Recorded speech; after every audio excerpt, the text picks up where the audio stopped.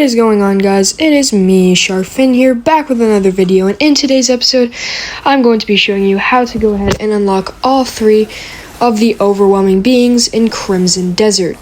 Belith the Destroyer, Ator Acharon of Antumbra, and the Forgotten General. So, let's get started.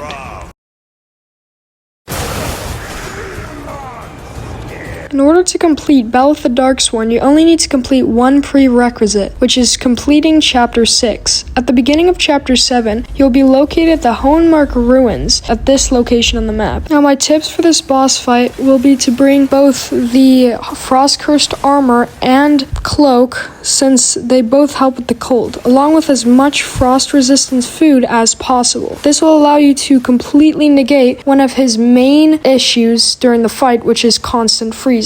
Good luck with this boss fight since it's one of the hardest in the game, and let's move on.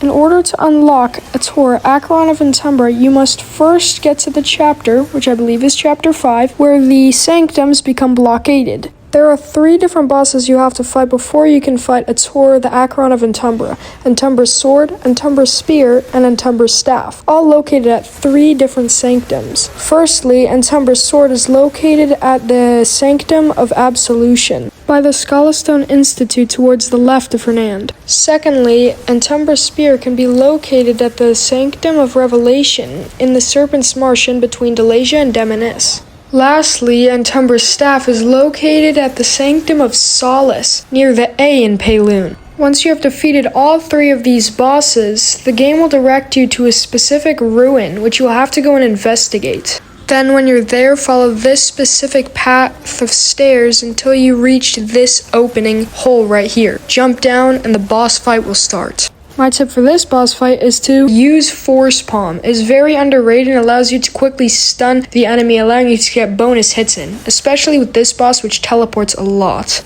Good luck with this boss as well, and let's move on.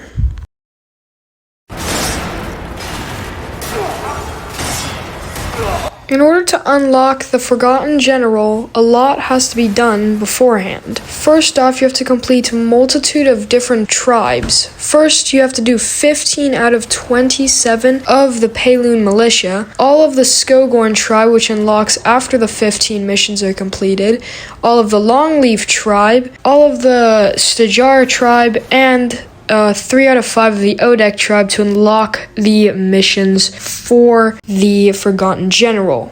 Now, some of the quests might be a little confusing, so I'm going to give you some tips and how to complete those specific quests that I personally had trouble with. The first confusing quest is the Snowhaven Hearth quest in the Skogorn tribe. This quest, you have to go ahead and find a bunch of these floating enemies in what looks to be the area.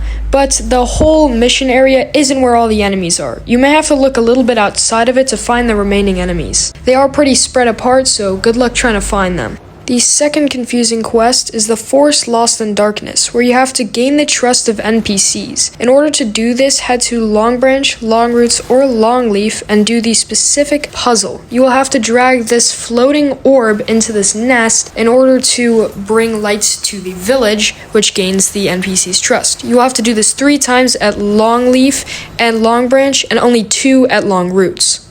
The third confusing quest is the Forest Drowned in Mud, also in the Longleaf tribe. It requires you to go to a specific tavern and liberate it. The quest won't show up until the tavern has been liberated. After you've liberated the tavern, you can go ahead and do the quest. The quest itself is pretty self-explanatory, so let's move on. The next confusing quest is in the Stajar clan, called the Master of Thunder. Goal for the next quest is to go ahead and align 5 Tesla coils to shoot at each other. Once all 5 are aligned, they will allow you to initiate a boss fight with a sick boss that I'm not going to spoil. I'll give you one tip for this. I'm not really sure exactly how to explain it, but use the map to your advantage since it's very good during this quest. The final confusing quest is in the Odek tribe, called the Executioner of Justice. The Executioner of Justice requires you to destroy these power sources of this gas that's killing the villagers. So in order to destroy them, which is the confusing part, you have to use the stab ability to let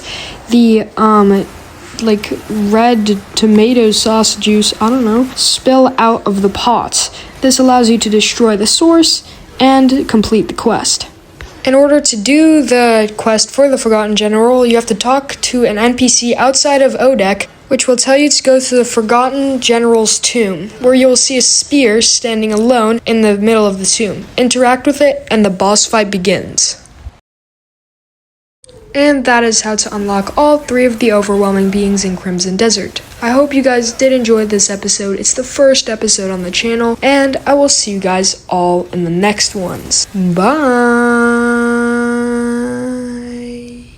I forgot to mention the tip for the Forgotten General.